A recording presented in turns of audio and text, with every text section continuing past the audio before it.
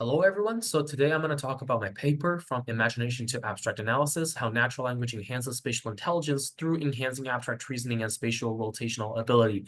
My name is Zhuohao. I'm from UC San Diego. My email address is z8yuan@ucsd.edu. Introduction. So spatial intelligence is traditionally regarded as innate within the IQ framework, and there's two abilities to it: abstract reasoning and spatial rotational ability.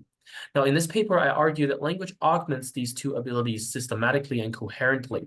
It transforms them from habitual and imaginative into abstract and analytical task spaces. So this paper is aiming to show that spatial intelligence is not innate because language is an experiential factor influencing these two abilities that construct the entirety of spatial intelligence, and two, a coherent influence of language on enhancing all aspects of spatial intelligence. Now, first, I'm going to talk about abstract reasoning and how it transforms into an abstract task space through language.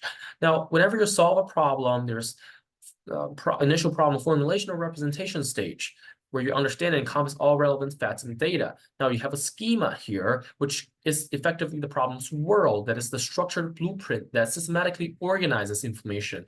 It's so precise that the subsequent analysis that follows could be done for the desirable outcome. So net language here could be thought of as a linguistic schema if you do a linguistic reasoning. So missionary cannibals problem actually illustrates this process. So to solve this problem, you can apply a driver strategy to maintain a safety ratio. Now, if you look at a new problem, Jealous Husband's problem, with the same essence as missionaries and cannibals problem, you can actually apply this driver strategy, because the driver strategy here is actually the linguistic schema representing the problem's world. So the driver strategy, as you can identify the same essence in Jealous Husband's problem, had you understood missionaries and cannibals problem and understand it to be the driver strategy. So the role of language in analogical thinking is actually identifies the linguistic similarities between different problems, as the driver strategy here is actually captures all the interrelations between within this problem that serves as the essence of the problem. So therefore, it elevates the abstraction level of the task space because it abstracts all these relationships. So this abstract linguistic representation enhances problem-solving effectiveness and proves that linguistic schema is crucial for solving problems, and therefore abstract reasoning is made more abstract, and such abstractness is desirable compared to when you don't have linguistic schema. And I'm going to put more emphasis on this, which is abstract reasoning and how it transforms into an analytic task space versus an abstract task space. Now, you have Tower of Hanoi problem, where you have participants that are further from the subgoals calculating more than when they're closer to the subgoals. And when they're closer to the subgoals, they rely more on their automatic cognitive processes. They make intuitive steps, intuitive reasonings. Now, so this is habitual reasoning, but if you require them to verbalize their thoughts, articulating thoughts aloud, this promotes controlled reasoning, even when in steps of intuitive thinking.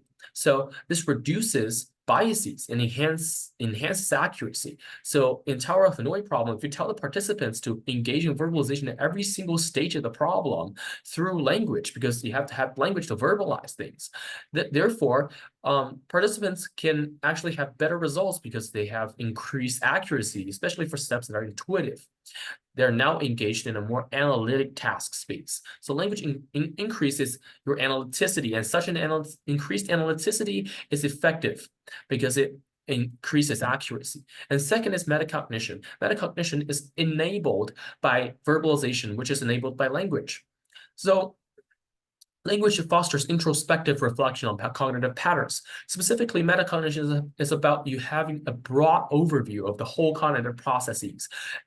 It drives your thinking towards strategic-oriented, and you have the synergy between logic and attention. So on this Katna's card problem, verbalization leads to strategic contemplation over impulsive guessing. So instead of guessing things, you have to think about your current strategies, how to revise them to become more strategically oriented to better able to solve this problem. Through verbalization leading, you have a better metacognitive awareness. And the metacognition content is actually valid through the standpoint of the study by Silberman, using a card-based game to test impaired focus of depressed individuals. So depressed individuals, they have the same level of logic, but they can't do as well as normal participants because they have impaired focus. So the synergy between logic and attention is really important, especially when you have various rounds of feedback. You have to combine all these information pieces into one, such that you can have better evaluations. So metacognition is just that, because in order to have a broad overview of the entire process such that you can generate a better strategy for better solving this problem, you have to understand each and every single feedback or information at each single stage of the problem. Therefore, you need attention and logic. And therefore, the content is valid because according to this card-based game, normal participants demonstrating great synergy between logic and attention, they're able to combine various feedback rounds to rule out the false assumptions. Therefore, metacognition's content is basically having a broad overview, combining information at various stages such that they can rule out false assumptions in their previous strategies. To have a better strategy, and this increased analyticity is effective and valid. Now, when we talk about spatial rotation, I'm going to put more emphasis on this abstract task space.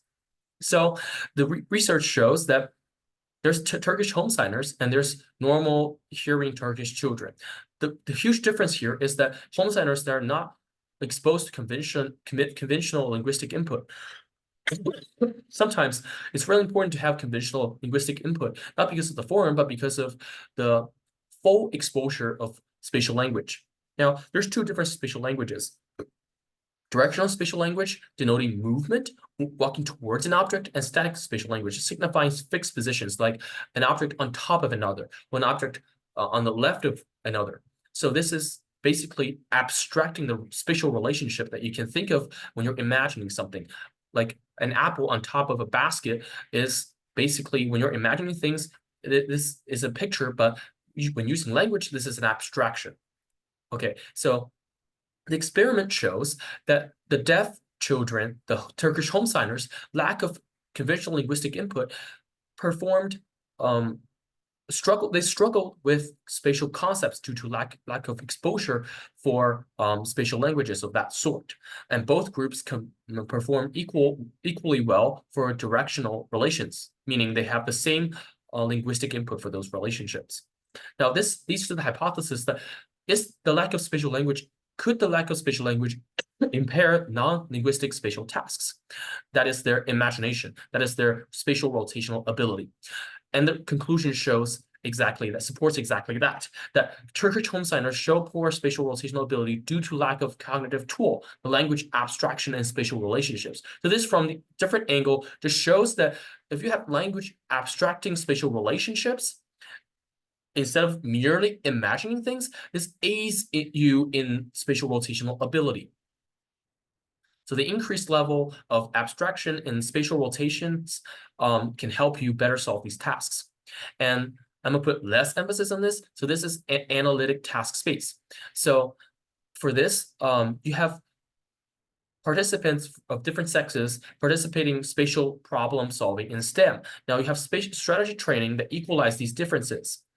That's their hypothesis, and they're divided into imagistic, analytic, and combined strategy groups. Now, there's the pre-intervention that shows that there's a high preference for imagistic strategies and low for analytic. But now generally the results showed that females favored combined strategy, and this combined strategy led them to greater success. Meaning, if you have analytic strategies applying for spatial rotational tasks, merely apart from just imagining things, this leads to greater results if you have more analytic content. So this improved analyticity could actually be beneficial. But how does this connect to language? Now, language abstracts spatial relationships. Now, this abstraction is actually, if you are performing analysis, this abstraction is easier. So this analysis could be made easier. Now, it also enhances controlled reasoning. It enables metacognition, as argued before, to further strengthen the analyticity, the content of analyticity. And so language facilitated analytic strategies are more effective than pure imagination. So language plays a pivotal role here in enabling effective spatial analytic strategies. So the conclusion here is that spatial intelligence is beyond innate IQ. It's influenced by language and experiential factor. It also transforms spatial intelligence into analytic domains. It enhances abstract reasoning and spatial abilities, spatial rotational abilities, through them getting into this analytical and abstract task spaces. So this is a dynamic intelligence model because it recognizes experiential factor like language and cognitive development, but also this research findings could link language with improved spatial cognitive skills. This shows the further research directions, which is the impact of different languages on cognition. And you have neural mechanisms and language training effects on spatial intelligence, and those are the future research directions. So thank you, and these are the references for this paper.